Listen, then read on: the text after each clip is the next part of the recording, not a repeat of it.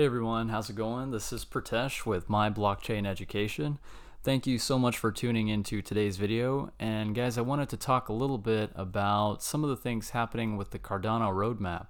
I'm thinking about creating a series of videos just kind of discussing some of the updates as they come along from IOHK as well as Emergo. So if you guys would like me to do something like that, definitely let me know as far as what type of content you guys would like me to cover. In this video, I wanted to talk today about some of the things regarding the dataless wallet. I know that's been a concern with many of the community members as far as being able to store your funds with maybe dataless not working so well with your computer or having to keep your ADA on exchanges. So in this video, I wanted to just cover briefly some of the different options that you have with storing your ADA. So if we take a look here at the Cardano roadmap, we can see that the next roadmap update is coming out roughly in about 1.5 days.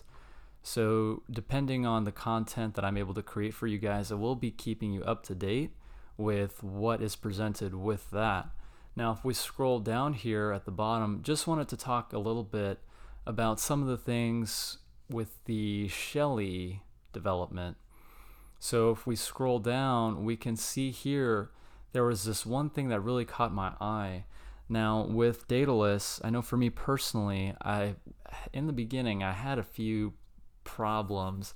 I'm not sure if it was with the size of the Cardano blockchain, or maybe my computer just was not able to handle the dataless wallet.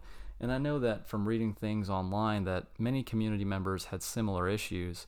So this I found very intriguing. The light client support in the Shelly feature of the blockchain shows that light client mode is a feature that will significantly reduce the blockchain syncing time. It will enable users to start using dataless without having to wait for the whole blockchain to finish being downloaded. The light client mode will involve choosing to subscribe to a trusted blockchain checkpoint provider. The checkpoints are a snapshot of the state of the blockchain at a certain point in time. When using a checkpoint, dataless only needs to sync the blockchain from the latest checkpoint onwards, rather than the entire blockchain. This will help most when starting dataless for the first time, but will also help when dataless has not been used for several weeks.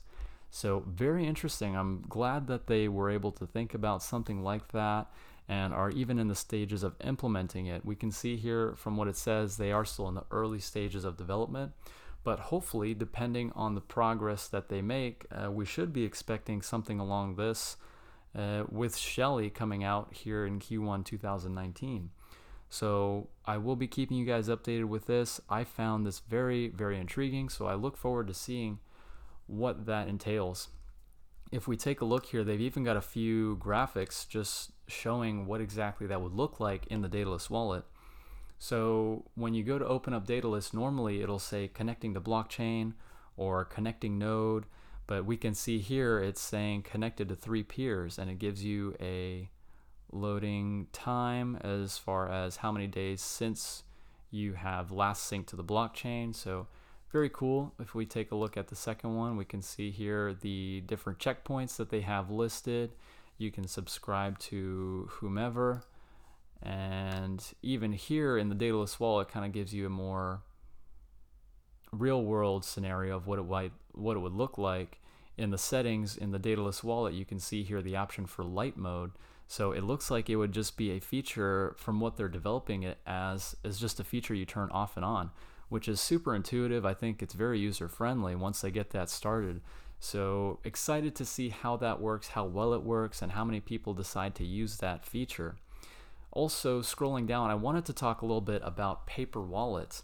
I know one thing with the community and hardware support, we were very excited to see Cardano released on the Trezor, and Charles Hoskinson was very kind to take the time to let the community know that that's been undergoing development, and we are looking forward to ledger support for Cardano.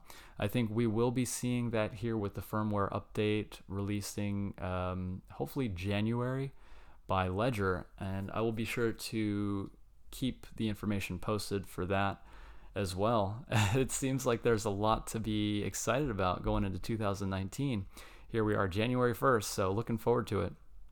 But I digress. Paper wallets, so very cool thing. I downloaded my paper wallet recently for Cardano, and I love the design. I think that the graphic is great. Here's a picture of it, and it's just cold storage, guys. It's just pure hard cold storage, right? Like, you don't need a ledger, you don't need a Trezor, nothing. You just go into Daedalus, you print out a paper wallet. It'll store your private key as well as your recovery phrase, and you can just access your funds like that. If you wanted to recover your wallet into Daedalus, that way you can still see your available funds, you can do that with your recovery phrase. Very, very simple, very intuitive. I think that going forward, when they do decide to make the addresses a little bit more manageable, that is probably the one thing that I would say might benefit this idea the most, is more manageable addresses. But nonetheless, I think that the graphic is beautiful. The layout is very simple. You can fold it if you like, or you can just print it like this and keep it as one sheet.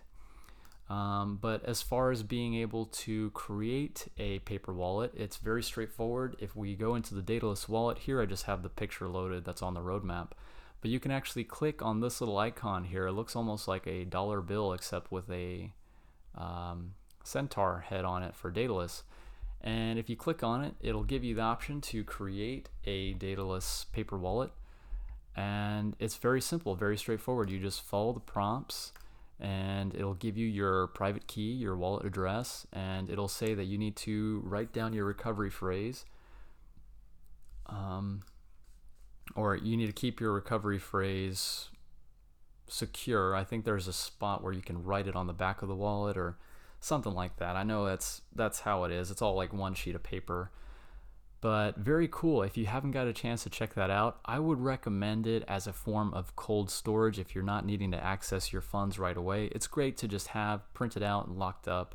So very cool thing. I would highly recommend you guys check that out. And I would say that's pretty much it for this video, guys. I just wanted to talk a little bit about some of the wallet features of Cardano and the Daedalus wallet. Looking forward to ledger support here soon in the near future, and I will be keeping you guys posted with further updates for Cardano. Very excited for the future. 2019 is going to be an exciting year indeed. Alright guys, well, let me know what you thought about this video. Please let me know if you have any comments or suggestions for future ones. Please be sure to drop a like if you found some value of this video, and I will see you guys in the next one. Take care.